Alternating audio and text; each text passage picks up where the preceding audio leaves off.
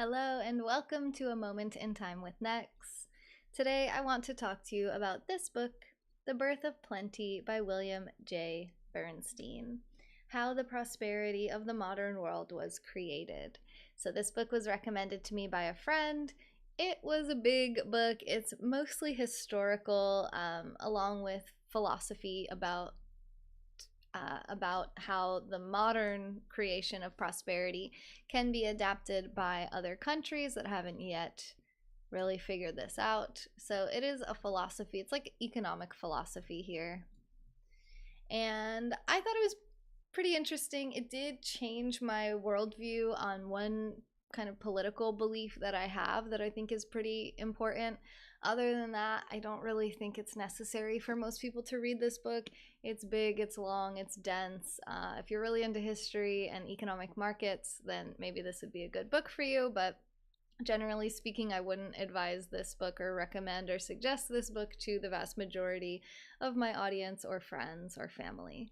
So with that being said, I will tell you what this book is about. If you don't know me, hi, I'm Nex. I read a bunch of different books all the time so that you don't have to, and then I tell you what they're about, why they're valuable, and my main takeaways from the book, so then you can decide for yourself if you'd like to give it a read yourself or just take my word for it. I also do written reviews via email. You can sign up for that on my website, nexjuice.com. And I will have the links to all my YouTube reviews on there as well. You can also click the books playlist here on my YouTube channel to see all of the book reviews that I've done over the last 7.5 years that I have been live streaming. So let's get into this one. The entire book's premise is based on 4 prerequisites that are required for a country to experience economic prosperity. And they are 1. Secure property rights. 2. The scientific method. 3. Capital markets. And 4. The ability to rapidly communicate vital information and transport people and goods. So 1, secure property rights. This is not just physical property. This is not just our belongings, our homes, but this also has to do with intellectual property, our ideas, our inventions, our services, like the things that are less tangible, as well as physical rights to our own like protection. Civil liberties are important. So that's kind of like first and foremost, is that if you have a society where people don't feel like they have any rights to their own safety, to the safety of their possessions or their ideas, or any rights to any of the benefits of any of those things, they're not really going to be incentivized to produce or work or create or really do much of anything at all. They're mostly going to be living in fear and more of a like dog eat dog kind of mentality. Secondly, we have the scientific method, which is a systematic procedure for examining and interpreting the world. This also incorporates reason and logic.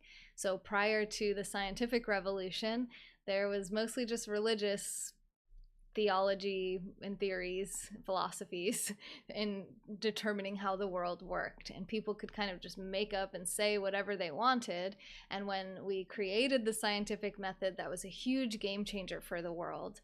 Unfortunately, not every society has adapted the scientific method or the scientific model, and they kind of demonize science as a threat to their religion in some ways, and that can really, really hold those societies back from progressing into the world of logic and reason. Very, very important for having prosperity. Number 3, capital markets.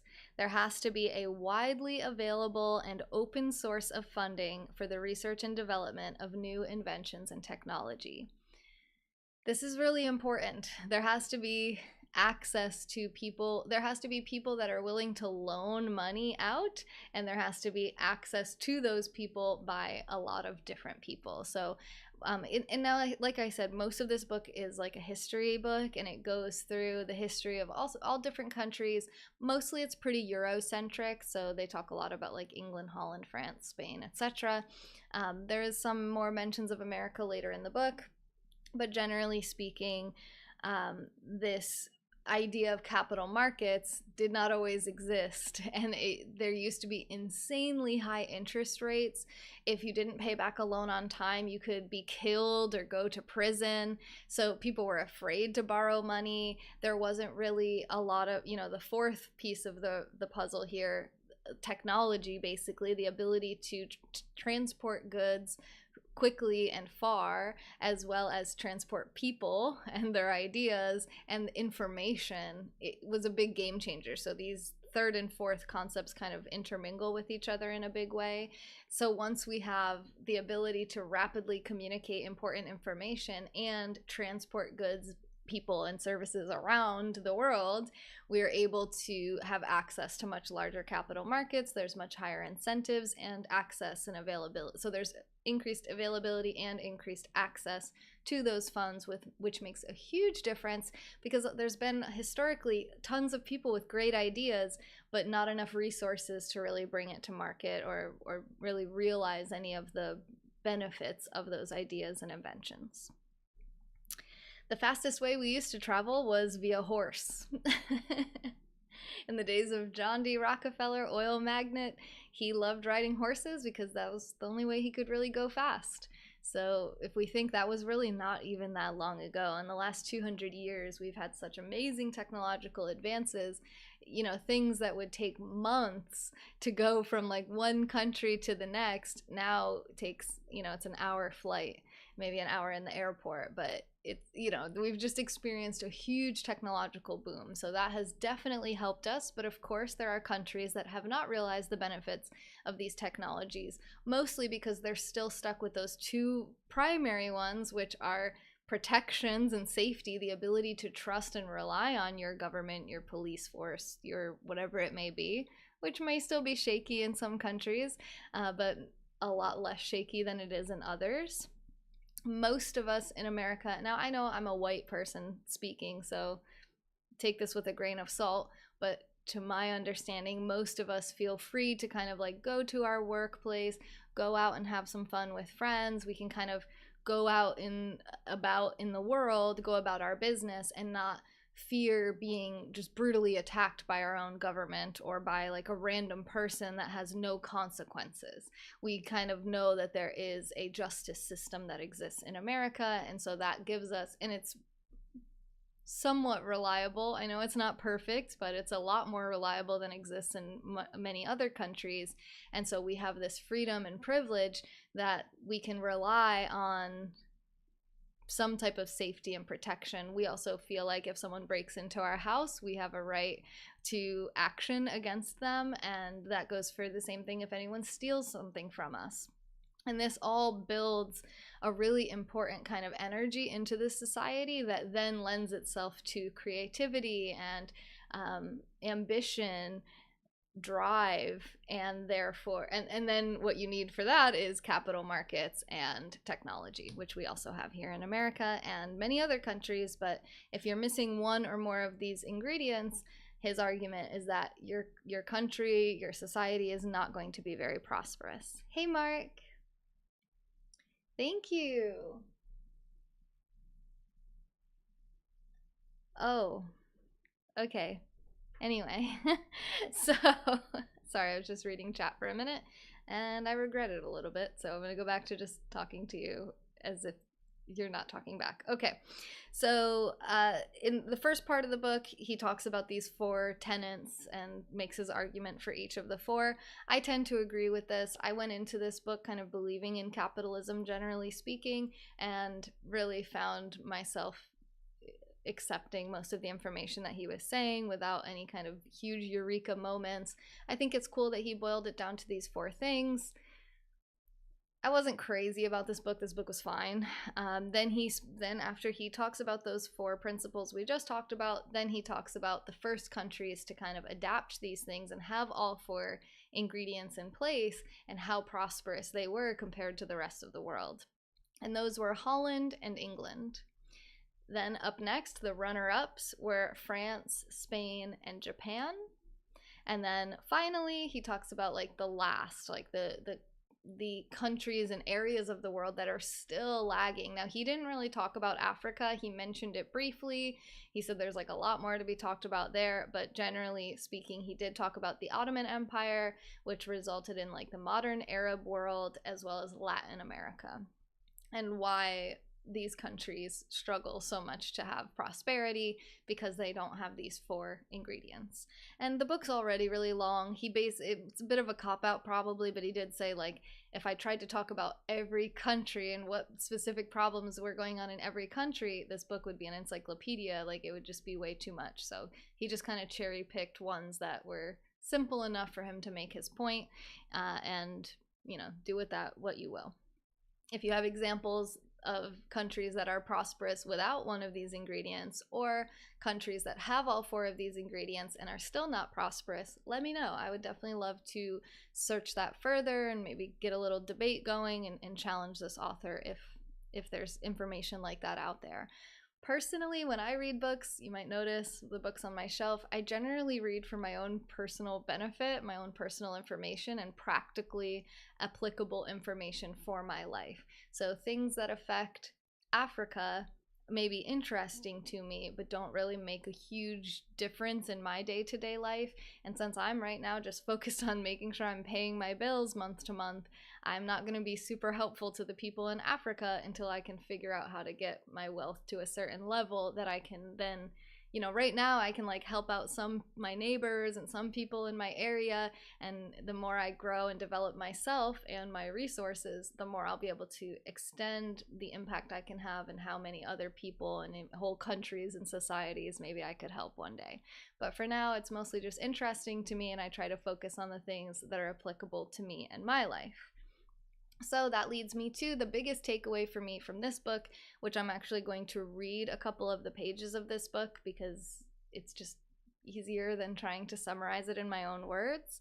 And this is where he talks about the moving targets of poverty and wealth.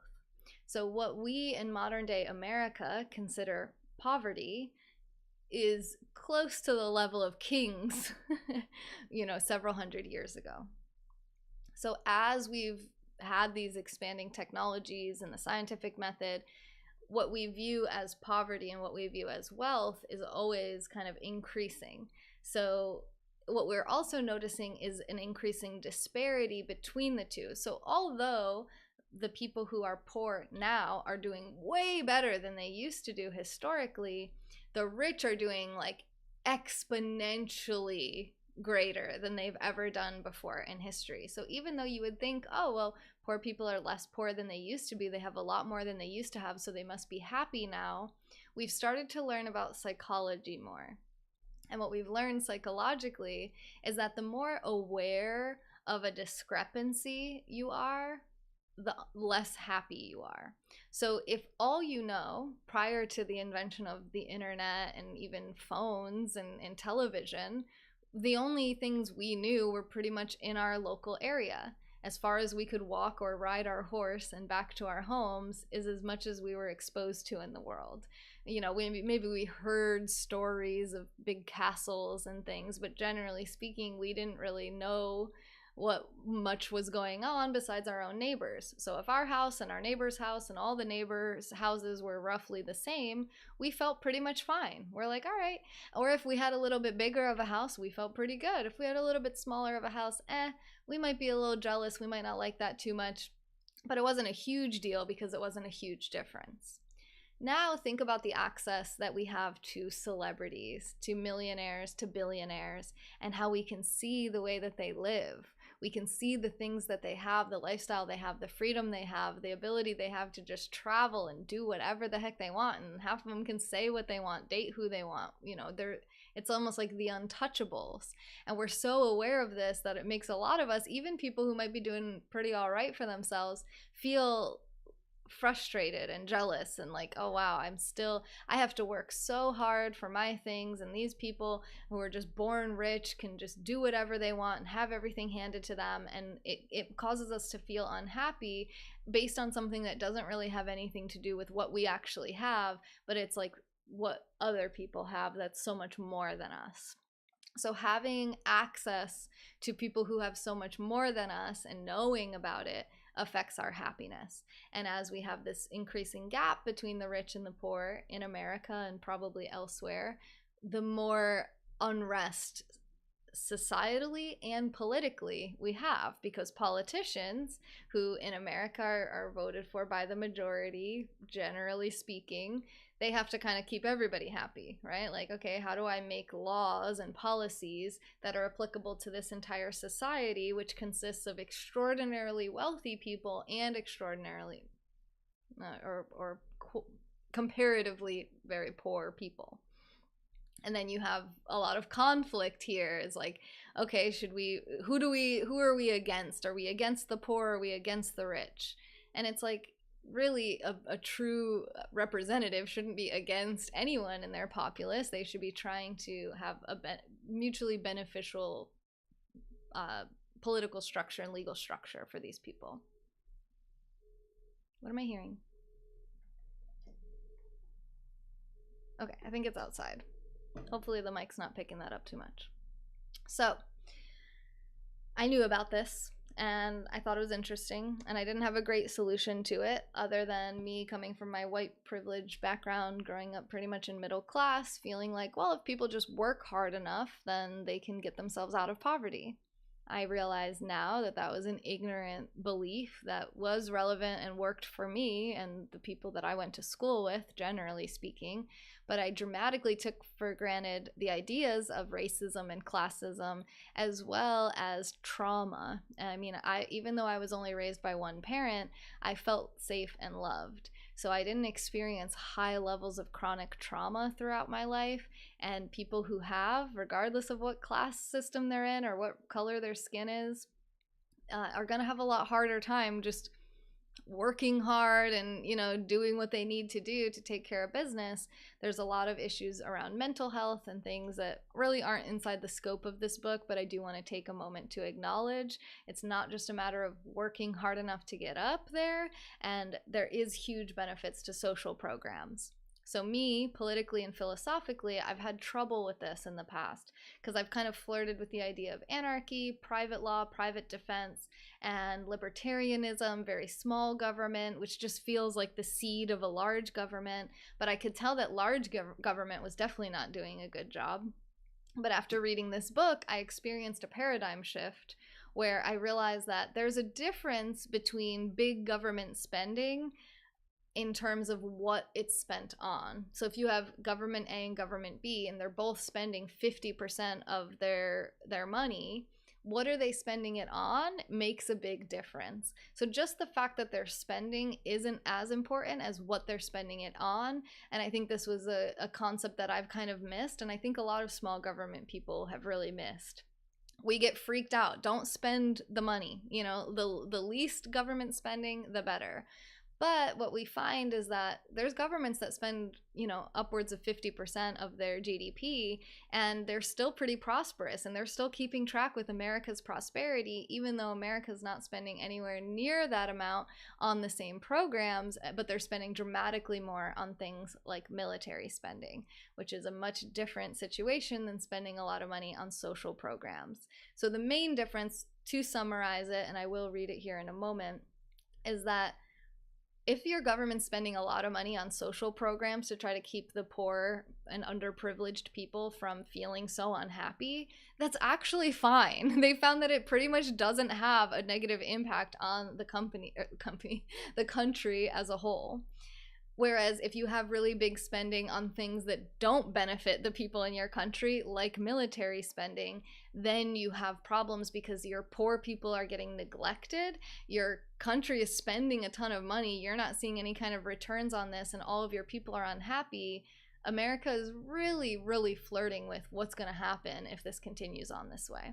So I have become less worried about how much my government is spending and more worried about what they're spending on, and become more of a proponent of social programs, and therefore maybe a bit more liberal than you've ever seen me before. All right, let's read it.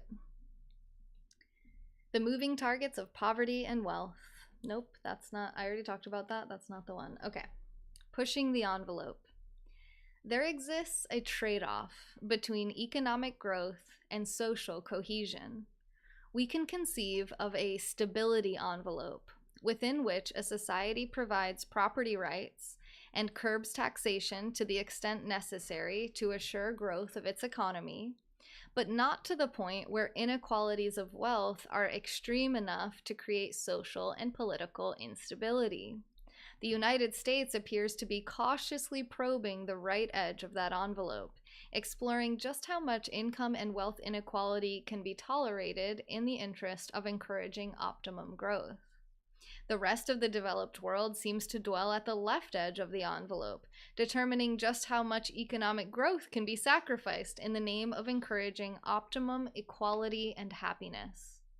The Scandinavian nations and the US supply a case study in the limits of government spending. Between 1924 and 1995, the portion of the Danish GDP that was funneled through the state rose from 11% to 51%. In the US, this figure runs at about 30% of GDP, the total spent by federal, state, and local budgets. Given the recent painful retrenchments in the level of government services in Northern Europe in the past few decades, the Europeans seem to have approached the upper limits of taxation. How is it possible that the economies of Northern Europe, which are taxed at fully 50% of their output, are able to sustain nearly the same degree of prosperity as an American economy that pays only 30%? 3 reasons stand out. 1. The European social welfare system has created a solid reservoir of stakeholder citizens who willingly observe their society's norms, respect the rule of law, and pay their taxes. The mechanisms behind this are diverse, from the obvious fact that an unemployed worker on the dole is far less likely to steal to the more subtle benefits wrought by the stakeholder effect on tax collections and fulfillment of commercial contracts. All of these beneficial effects of high social welfare spending result in a very low cost of enforcing property rights, which largely mitigates the damage to economic incentive from high taxes. Boom! Dropping a frickin' bomb. Okay, number 2. Although both American and European government expenditures are extremely high by historical standards, they consist mainly of transfer payments, and thus have a very low deadweight loss, the wastage that occurs when the purchaser and consumer are not the same person. Military expenses, on the other hand, have a very high deadweight loss. Thus, the 15 to 25% consumption of GDP by the militaries of the Habsburg Empire and Soviet Union proved far more damaging than the 50% of government spending by Northern Europe's welfare states, whose defense spending is a negligible portion of GDP. Finally, 3rd, the Europeans tax smarter than the US does. The European tax system is surprisingly regressive, but is economically more efficient than the US system is. It relies more on consumption-based taxes, like the value-added tax, and less upon economically inefficient taxes on income, dividends, and capital gains than the US does. Have Americans grown more tolerant of income inequality during the past century? To the extent that this may be true, it is only a result of the redistributionist safety nets that began appearing with the New Deal, without which the US would long ago have experienced severe social and political instability. We should not, however, grow too complacent. Now, keep in mind, this book was written like 20 years ago. Tolerance of wealth inequality decreases dramatically during tough times, as happened during the Depression. Perhaps this is just one more turn in a long, never-ending economic and political cycle of the sort postulated by Kondratieff, where periods of laissez-faire alternate with periods of redistributionist vigor as the excesses of one regime bring about the reforms of the next. The best we can hope for is that the world's great liberal democracies, Both the newly emerging and the long established will manage this eternal cycle in a reasonably orderly fashion. So I thought that was a great way to think about that. That spending 15 to 25% on military expenses had a dramatically damaging effect to the Soviet Union, and I forget the other, the Habsburg Empire, than 50% spending does on social programs in Europe, Northern Europe, and the Scandinavian countries. Because I get asked questions about this a lot, and I have always just erred on the side of low taxes because I don't trust my government that much. But ultimately, all things considered on a global perspective, the distrust comes from how they spend it, not the fact that they spend it. And if they were spending it on taking care of people who are having trouble taking care of themselves, I would feel a lot more comfortable with that and much more comfortable with giving that money to the government. So that was my main takeaway. Hopefully it helped shift your perspective a little bit. But even if it didn't, let me know what your thoughts are in the comments. Or you can reach out to me on social media, and I will hopefully see you again very soon. I'll be live again on TikTok tomorrow, and we have some goals going over there. So yeah, check out all the links to all my socials, and remember that you are worthy of being loved and feeling comfortable in your own skin. This has been a moment in time with Nex. Expreme medium, squeeze the day.